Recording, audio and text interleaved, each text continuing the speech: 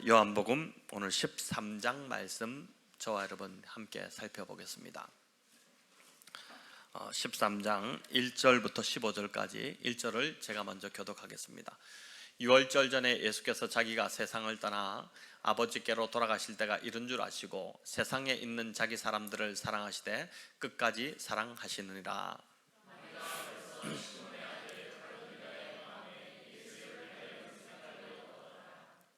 저녁 먹는 중 예수는 아버지께서 모든 것을 자기 손에 맡기신 것과 또 자기가 하나님께로부터 오셨다가 하나님께로 돌아가실 것을 아시고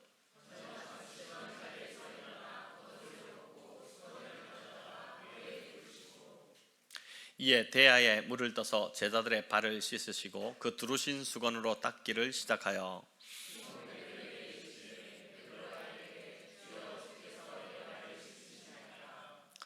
예수께서 대답하여 이르시되 내가 하는 것을 네가 지금은 알지 못하나 이후에는 알리라.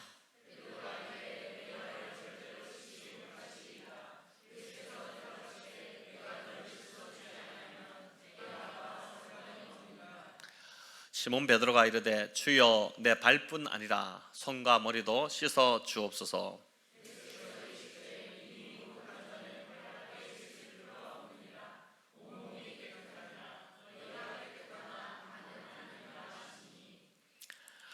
이는 자기를 팔 자가 누구인지 아심이라. 그러므로 다는 깨끗하지 아니하다 하시느니라.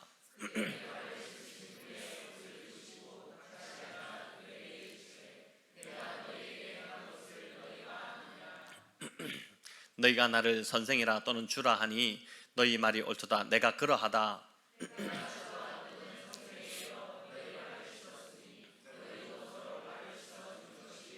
같이 읽겠습니다. 내가 너희에게 행한 것 같이 너희도 행하게 하려 하여 본을 보였노라. 아멘.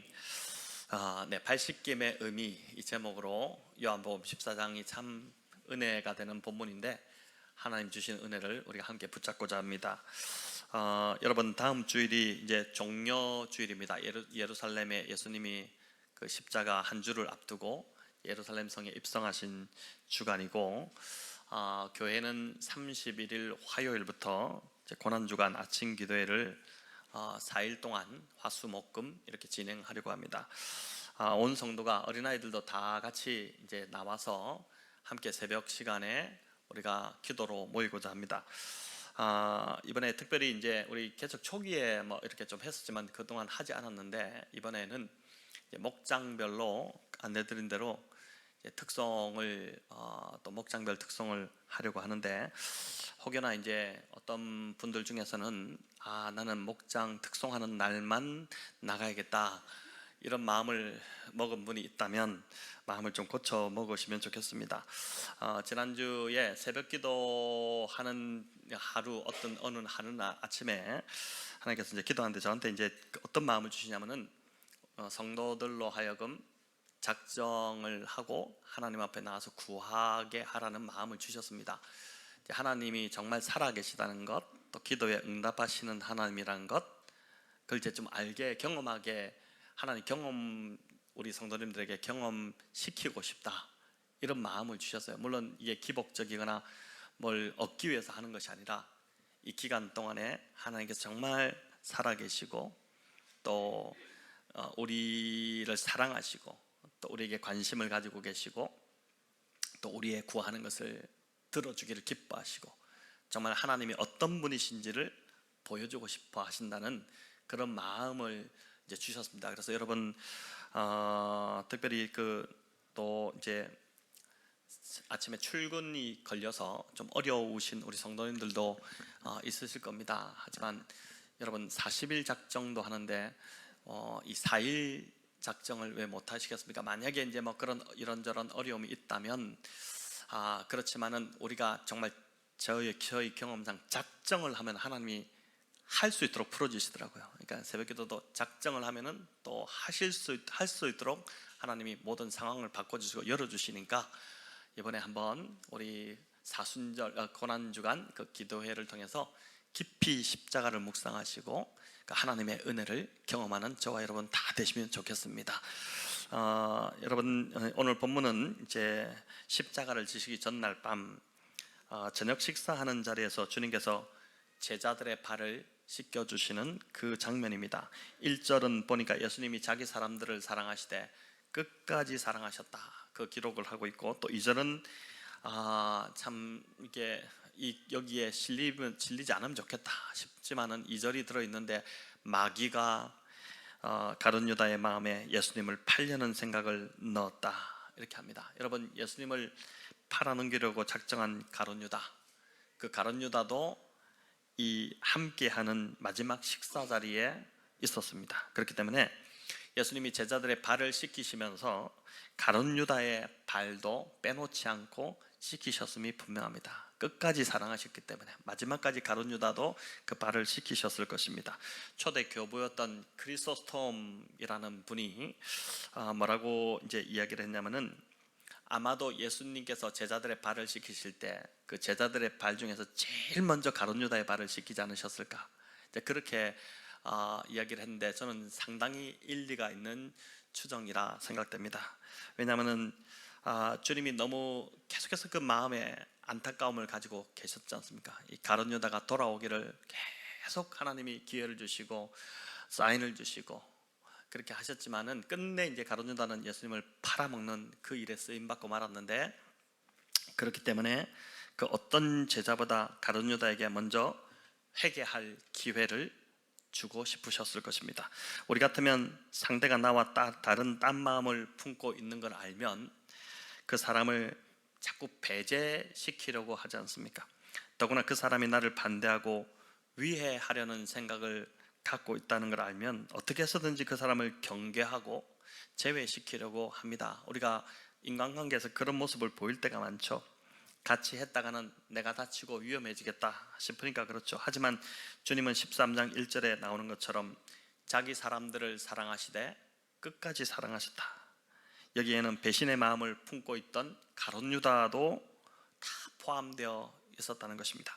자, 주님의 사랑에 비하면 우리의 사랑은 정말 깃털처럼 가볍고 변덕이 참 심한 것 같습니다. 상대가 나에게 잘해줄 때는 뭐든지 다 해줄 것처럼 사랑을 베풉니다. 얼마나 따뜻하게 대하는지 모릅니다. 그런데 어느 날 어떤 일로 인해 나를 험담했다든지 또는 싫은 소리를 했다고 하면 완전히 태도가 돌변합니다. 그동안의 사랑은 참 온데간데 없이 상대를 아주 나쁜 놈 만들어 버리는 것입니다. 그러니까 밴댕이 소갈딱지 없다, 이런 말을 하는데, 그게 바로 이제 저도 그렇고 우리 성도님들도 우리 모두의 모습이라는 것이죠. 주님은 제자들을 사랑하시되 끝까지 사랑하셨습니다. 자, 그럼 주님이 식사하시던 중에 왜 제자들의 발을 씻겨 주신 것일까요? 이거 안 하셔도 되지 않을까요? 여러분, 1세기 팔레스타인 지역의 문화는 집에 손님이 오면 주인은 종을 시켜서 그 손님의 발을 씻겨주는 것이 관습이었습니다. 당신은 오늘날처럼 좋은 신발이 아닌 이제 집신처럼, 우리로 말하는 집신이죠, 끈으로 만든 샌들을 신고 다녔습니다. 여러분, 오늘날이야 신발이 얼마나 좋습니까? 너무 좋은 신발들이 많이 나오죠.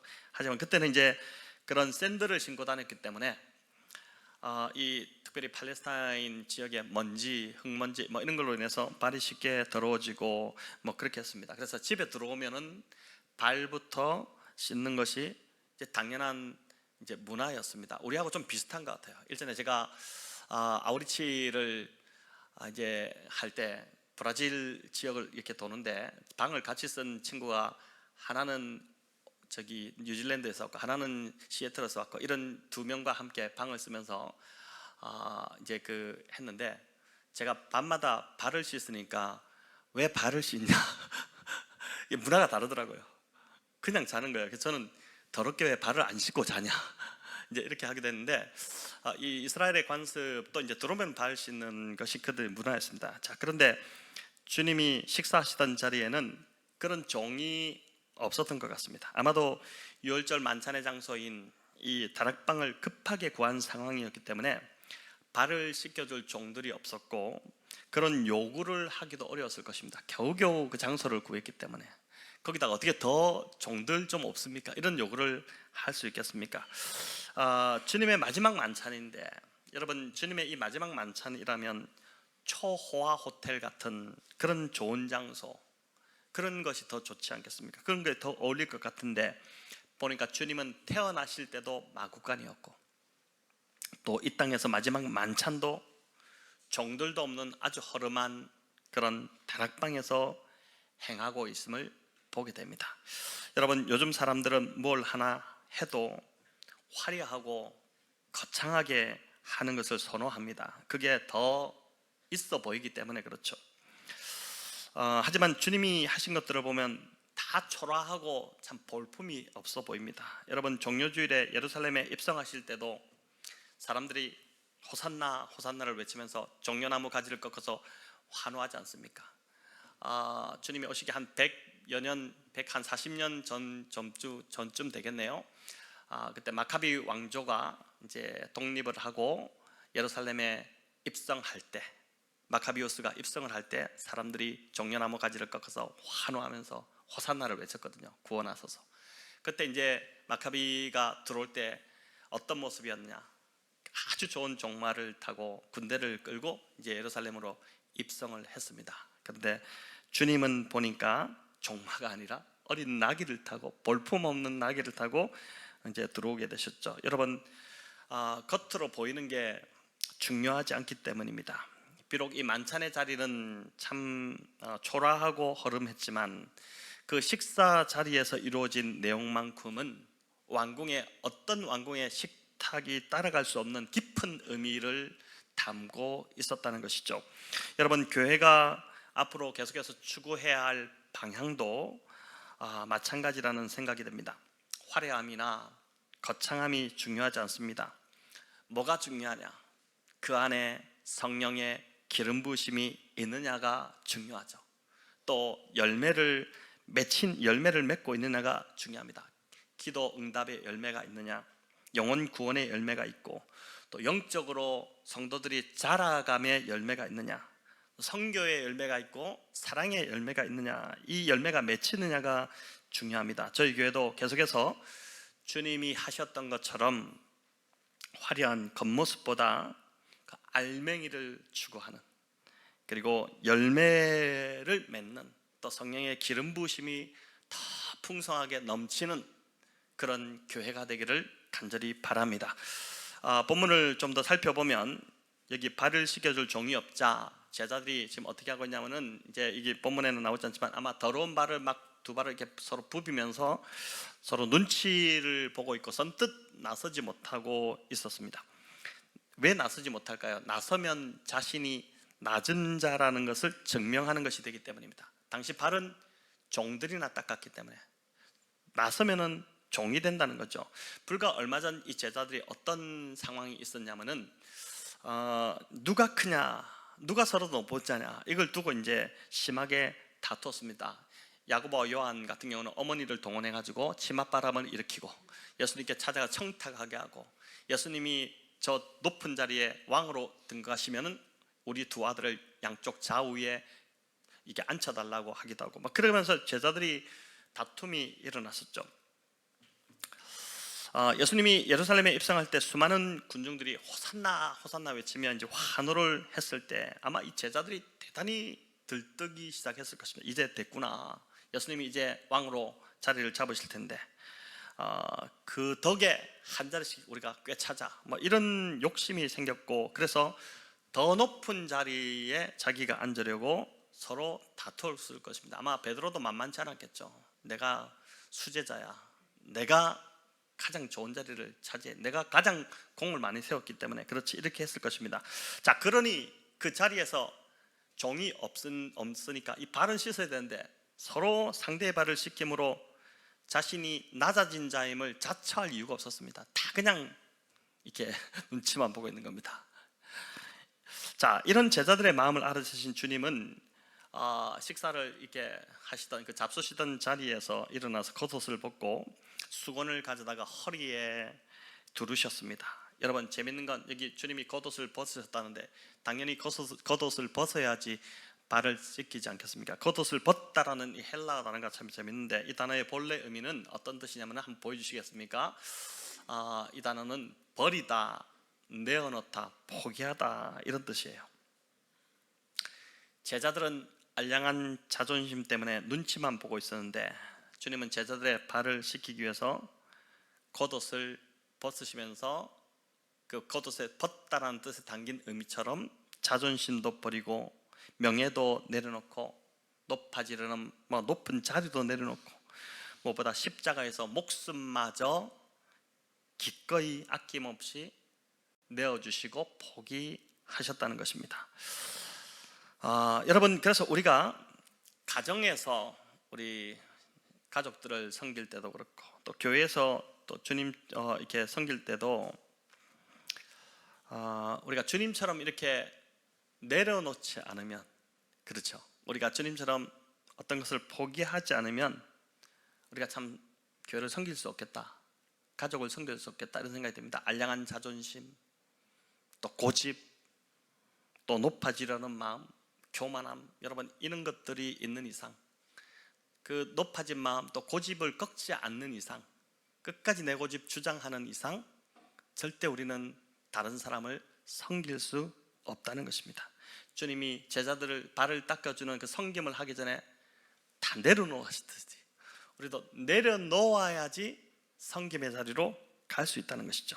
여러분, 예수님의 이 낮아지신 모습은 빌립보서 2장 말씀과 너무나도 일치합니다. 이 빌립보서 2장이 초대교회에서는 이거를 예배 중에 찬송으로 부르는 하나의 찬양 가사였다고 하지 않습니까? 빌립보서 2장 5절은 이렇게 시작합니다.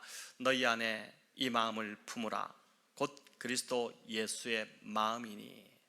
예수의 마음을 품으라, 이렇게 시작을 하는데 이 마음이 어떤 마음인지를 6절부터 8절이 보여주는데 우리 세 번역으로 같이 한번 읽겠습니다. 그는 하나님의 모습을 지니셨으나 하나님과 동등함을 당연하게 생각하지 않으시고 오히려 자기를 비워서 종의 모습을 취하시고 사람과 같이 되셨습니다.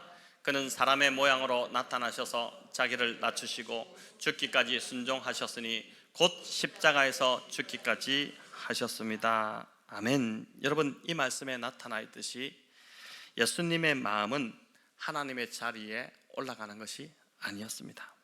오히려 인간의 자리까지 낮아지시되 가장 비천한 자리까지 내려오신 것입니다. 여러분, 왜 낮아지셨을까요? 저와 여러분을 섬기기 위해서였습니다. 어디까지 섬기셨다고 합니까? 십자가에서 죽으시기까지 섬기셨죠. 여러분, 자, 그래서 우리가 주님을 따르는 그리스도인으로서 우리가 누군가를 섬기려고 한다면 낮아지지 않고는 섬길 수 없습니다. 자기를 부인하지 않고 여전히 자기를 주장한 채로 섬겨지지가 않아요. 그건 섬길 수가 없습니다. 섬기는 척만 하는 겁니다. 그러니까 정말 우리가 주님을 섬기고 주의 몸된 교회 또 성도들을 섬기려면은 정말 주님처럼 그 비천한 자리까지 낮아져야지만이 우리가 섬길 수, 이게 이제 성경이 보여주는 원리죠. 자기를 부인하고 자기를 희생하고 손해보지 않고는 절대 갈 수 없는 길이 바로 주님을 섬기는 길이고 주의 몸된 교회를 섬기는 길입니다. 주님은 섬기시되 십자가에서 목숨까지 내어줄 정도로 섬기셨습니다. 여러분, 낮아지시되 가장 낮아지신 거예요. 반면 낮아지신 주님과 달리 우리는 자꾸 높아지려고 하고 자신을 드러내려고 합니다. 첫사람 아담이 하나님이 금하셨던 그 금단의 열매인 선악과를 따서 먹은 이유, 그 이유는 그걸 먹으면 하나님처럼 돼, 이 말에, 이 게임에, 뱀의 게임에 속아서 넘어간 것이지 않습니까? 여러분, 아담은 하나님처럼 높아지려고 했습니다. 하지만 결과는 뭐였죠? 죄로 인해서 추락해버렸죠. 그래서 아담의 후손으로 태어난 인간 안에는 끊임없이 높아지려는 욕망이 자리 잡고 있어요. 그 대표적인 예가 창세기 11장에 나오는 바벨탑 사건입니다. 사람들이 탑을 높게 쌓았죠. 똘똘 뭉쳐서 탑을 높게 쌓고 나서 그 탑을 높게 쌓은 이유를 밝히는데 뭐라고요? 우리의 이름을 지면에 다 알리자, 우리의 이름을 내자, 우리 유명해지자. 그렇게 해서 자꾸 높이 올라간 겁니다. 높이 올라가서 이름을 내려고 한 것입니다. 여러분, 그래서 교회의 섬김도 조심하지 않으면 은연중에 높아지려고 하고 자기 이름을 자꾸 드러내려고 할 수 있습니다. 자기의 존재감을 자꾸 드러내려고 할 수 있어요. 섬기기보다 섬김을 받기 원하고 자신의 존재를 드러내고 유명해지기를 원하는 것, 여러분 이게 첫사람 아담의 후예들 안에 흐르는 자연스러운 DNA다. 이걸 우리가 잊으면 안 된다는 것이죠. 예수님의 제자들도 그랬지 않습니까? 다들 지금 십자가 얼마 안 남았는데, 주님 십자가 지기 얼마 안 남았는데 다들 높아지려고 했고 더 좋은 자리를 차지하려고 막 다투었습니다. 그렇게 서로의 발을 씻겨준다, 이거는 상상도 할 수 없는 일이었죠. 하지만 주님은 그런 제자들 바라보시면서 낮아지셨어요. 발을 씻기는 종이 되셨습니다. 주님의 이런 행동은 당시 제자들과 그 시대 사람들이 가진 가치를 완전히 뒤엎는 그런, 정말 그런 행동이었죠. 오늘날 세상의 가치도 마찬가지라는 생각이 들지 않습니까? 세상은 오늘도 더 높아지려고 하고 더 커지려고 하고 더 강해지고 부해지고 유명해지려고 합니다. 그렇게 해야 영향력을 행사할 수 있다, 이렇게 합니다. 하지만 주님을 따르는 저와 여러분, 정반대 정신으로, 세상이 추구하는 정신과 정반대 정신으로 이런 흐름에 저항을 해야 하는 자들이죠.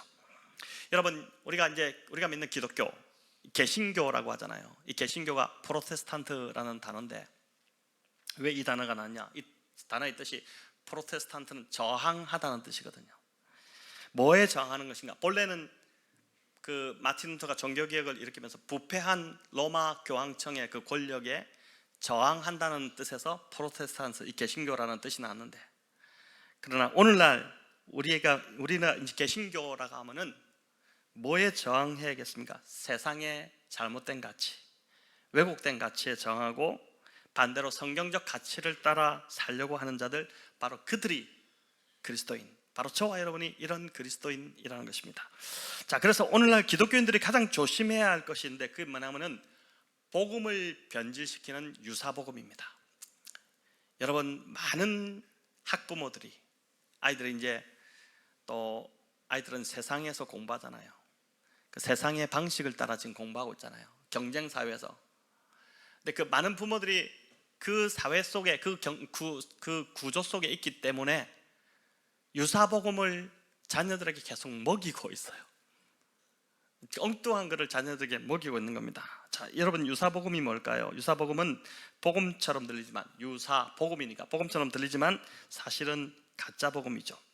유사복음의 핵심은 성공하고 힘을 가져야, 또 높은 자리에 올라야, 또 돈을 많이 벌어야 주님의 영광을 더 크게 나타낼 수 있다는 속삭임입니다. 사회의 1% 안에 들면 더 큰 영향력을 미칠 수 있으니 실력을 쌓아서 더 높이 올라가서 주일 예배 좀 덜 드려도 되니까 우선 공부해서 그렇게 하나님께 큰 영광을 돌리라고 합니다. 여러분, 이건 성경이 가르치는 복음이 아니죠. 여러분, 그게 맞다면, 성경이 만약에 그걸 가르친다면 왜 예수님이 로마의 대단한 최고의 권력인 황제의 위치로 오지 않으시고 왜 굳이 십자가에 달려 처참하게 돌아가셨겠습니까? 왜 낮아져서 제자들의 발을 씻기셨겠습니까? 기독교가 힘이 생기고 세력이 커지면 과연 세상 사람들이 교회로 그걸 보고 나올까요? 기독교 역사를 볼 때 그런 적은 단 한 번도 없었습니다. 오히려 그리스도인들이 주님처럼 낮아지고 비천하게 죽어서 복음의 제물이 되었을 때 세상은 복음 앞에 설득되고 그리스도에게로 돌아오기 시작했습니다. 여러분, 십자군이 아닙니다. 십자군은 완전히 복음으로부터 세상이 복음으로부터 등 돌리겠죠. 십자군이 아닌 십자가의 가치로 섬기고 희생하는 그 삶을 우리가 살아낼 때 세상은 복음에 설득당하고 그리스도께 무릎을 꿇게 될 것입니다.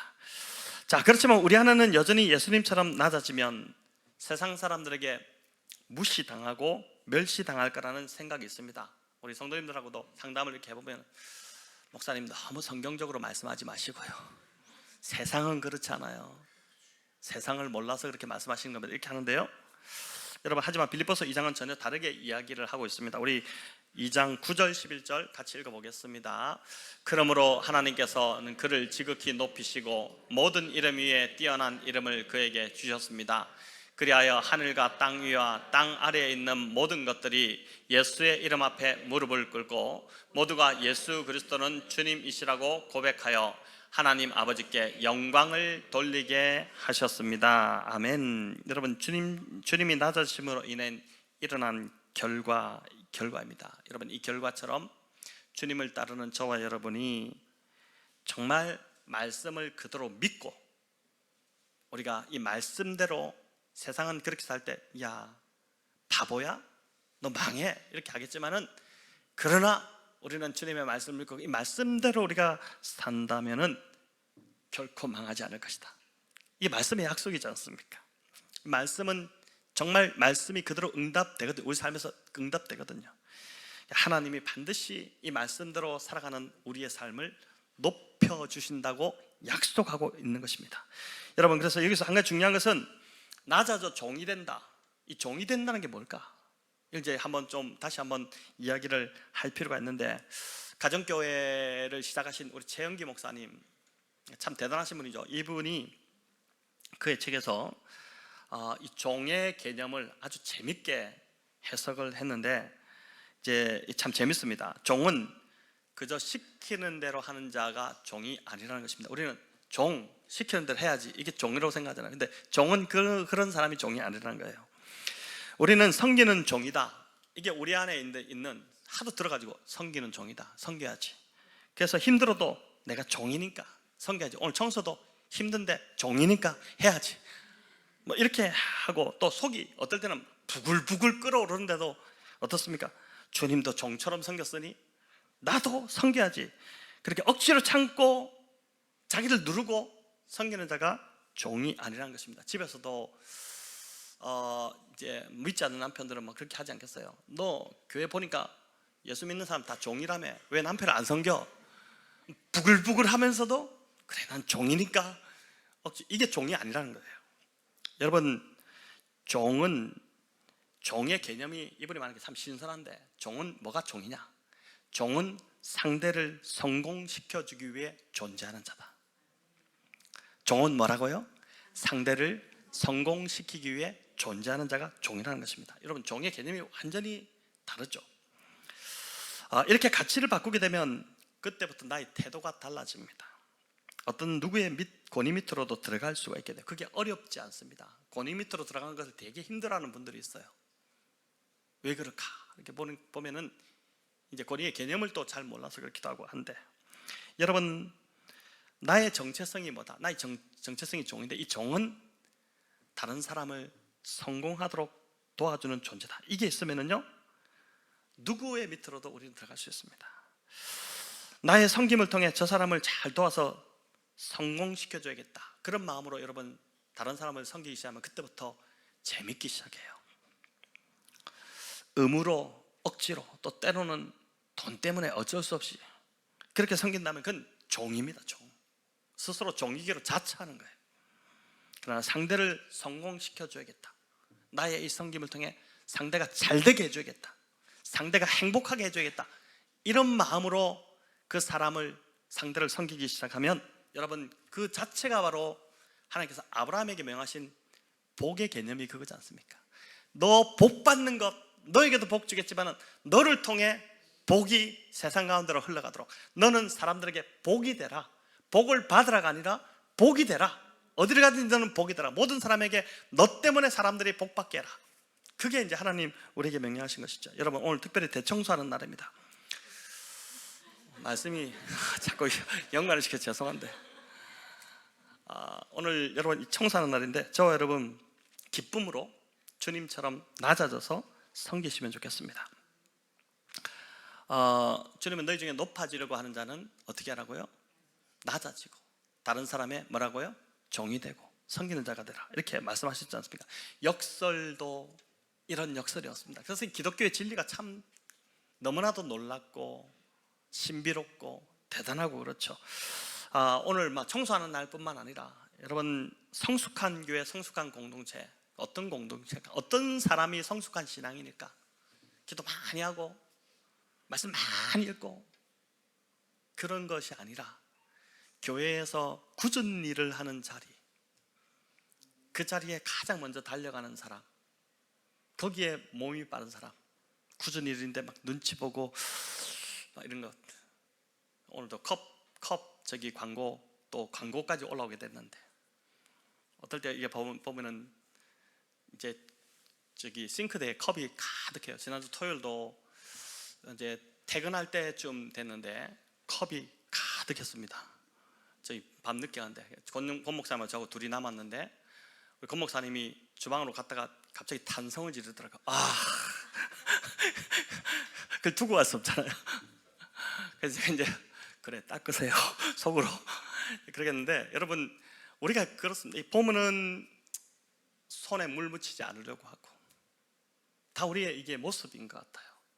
그 굳은 일 하는 자리에 우리의 손과 발이 빠르게 움직이는 것, 그게 바로 성숙한 그리스도인입니다. 섬기는 자가 높은 자라고 주님 말씀하고 있잖아요. 교회도 섬기는 자가 높아지는 것, 그게 우리의 모습이 되어야 하지 않겠나 이런 생각이 듭니다. 여러분, 주님이 종이 되어 제자들의 발을 씻겨 주실 수 있었던 또 하나의 힘이 있습니다.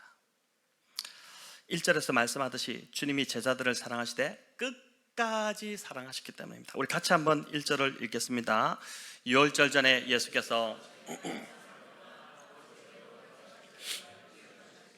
세상에 있는 자기 사람들을 사랑하시되 끝까지 사랑하시니라.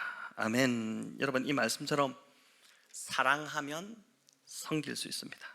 그리고 제자는 주님처럼 사랑으로 섬겨야 하는 자라는 것입니다. 문제는 우리 안에 이 사랑이 없다는 것이 문제죠.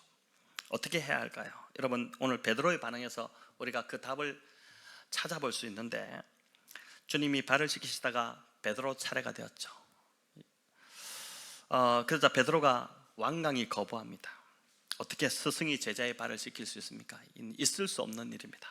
이렇게 막 완강히 반응하는 함에도 불구하고 주님, 제가 주님의 발을 씻겨드리겠습니다, 이 말은 하지 않아요. 이 참 보면 웃기죠. 그럴 것 같으면 자기가 씻겨드리지. 그 말은 또 씻기기는 싫고 주님 안 됩니다, 이 말만 하고 있습니다. 이 베드로가 기대했던 왕은 고작 이제 발이나 씻기는 왕이 아니었다는 것이죠. 크고 강하고 한없이 높고 유명한 왕, 위대한 왕, 그 왕을 주님에게서 기대했는데, 그 왕이 지금 자기의 발을 닦겠다고 종처럼 내려와 있으니까 너무나도 싫은 겁니다. 여러분, 베드로가 이때까지도 여전히 그 가치가, 그러니까 십자가를 통과해야 돼요. 우리 성도님들도 보니까 십자가를 완전히 통과하고 부활을 경험해야지, 내가 죽었다가 살아나는 부활을 경험해야지 그때부터 가치가 돌아가지, 주님이 뭘 말씀하시는지, 성경이 뭘 말하는지가 진짜 들어오기 시작하지. 그 전까지는 똑같이 베드로와 똑같을 수밖에 없다는 생각이 듭니다. 세상 가치하고 똑같은 그런 삶을 살아가는 것이죠. 베드로의 이런 반응에 주님은 내가 너를 씻겨주지 않으면 너는 나와 상관이 없다, 이렇게 말씀을 하셨습니다. 자, 이게 무슨 말일까요? 왜 발을 씻겨주지 않으면, 지금 세족식을 하는데 왜 발을 씻겨주지 않으면 넌 나하고 상관없다, 이 주님이 너무 심하게 이야기하시는 거 아닌가? 발을 씻겨주면 뭐 발 한번 안 씻을 수도 있지, 뭐 발을 안 씻겨주면 너 나하고 상관없다, 이렇게 너무 좀 극단적으로 주님이 말씀하시는 거 아닌가, 이런 생각이 들지 않습니까? 여러분, 이게 무슨 의미일까요? 왜 주님이 이렇게 말씀하셨을까요? 여러분, 발을 씻으려면 먼저 뭘 해야 될까요? 신발을 벗어야 됩니다. 그렇죠? 신발을 벗어야 됩니다. 신을 신은 채 발을 씻을 수 없습니다. 하나님 앞에서 신발을 벗은 자들이 있었죠. 대표적으로 누굽니까? 모세, 그리고 또 여호수아. 내 신을 벗으라, 이렇게 말씀하셨지 않습니까? 여러분, 신을 벗는다는 것 어떤 의미입니까? 지금 다 신을 신고 있잖아요. 혹시 지금 신발 벗고 있는 분이 있을까요? 좀 발에 땀이 나서 지금 신발 벗고 있는 분이 있을 수 있겠는데, 신을 벗는다는 것, 여러분 이게 어떤 의미일까요?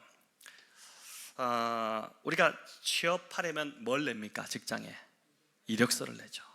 이력서를 한자로 보면 참 재미가 있습니다. 이력서, 이 이자가 어떤 이자냐면은 이력서, 이게 무슨 뜻인가 싶었죠?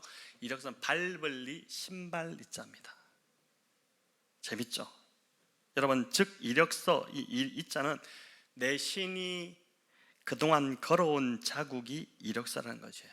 내 신이 그동안 어디를 밟고 여기까지 왔는지를 적는 게 이력서입니다.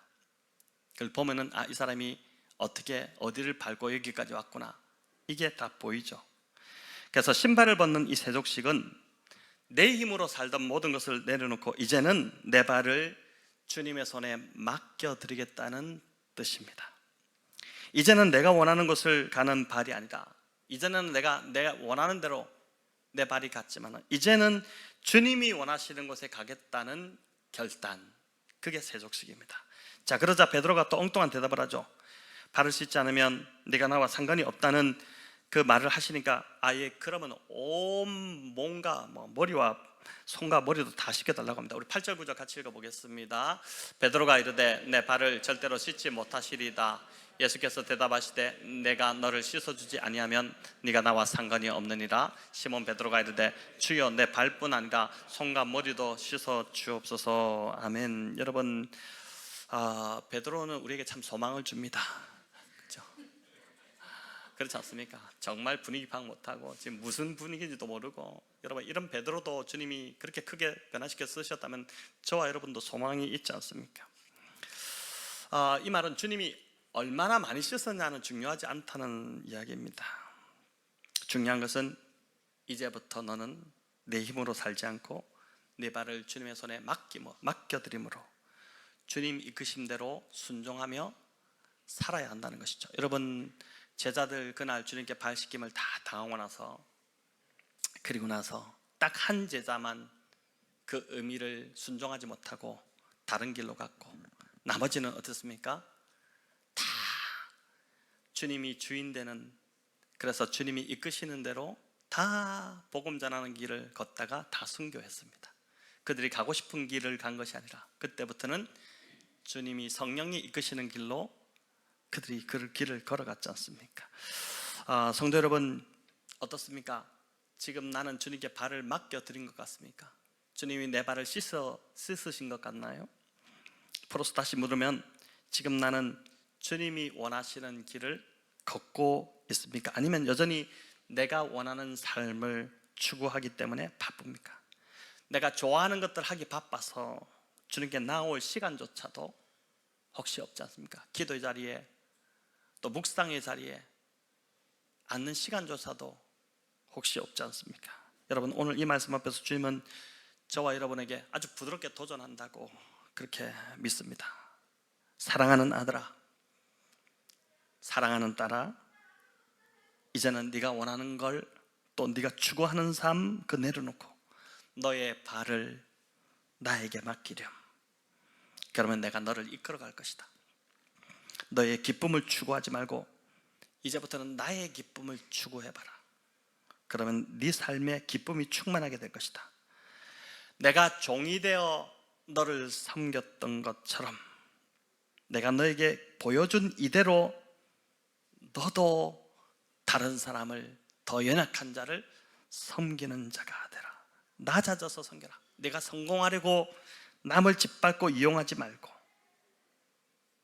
오히려 상대를 성공시켜주기 위해 너의 삶을 희생해라. 그러면 내가 너의 삶을 높여줄 것이다. 반드시 축복할 것이다. 믿으십니까? 예. 여러분, 이렇게 주님께 내 발을 맡겨드릴 때 우리도 주님처럼 상대를 사랑하는, 섬기는 자가 될 줄로 믿습니다. 성도 여러분, 이제 찬양을 부르고 기도할 텐데, 주님 나의 발을 씻겨주세요. 이 고백이 있기를 원합니다. 나의 발을 맡겨드립니다. 내 인생을 이제 맡겨드리니, 지금까지는 내가 나를 위해서 살았는데 이제 내가 내 인생을 맡겨드리니 내 삶을 이끌어주세요. 주님이 기뻐하시는 길로 인도해 주세요. 이렇게 결단하는 은혜가 오늘 이 자리, 이곳에 계신 분들 가운데 있기를 간절히 축원합니다.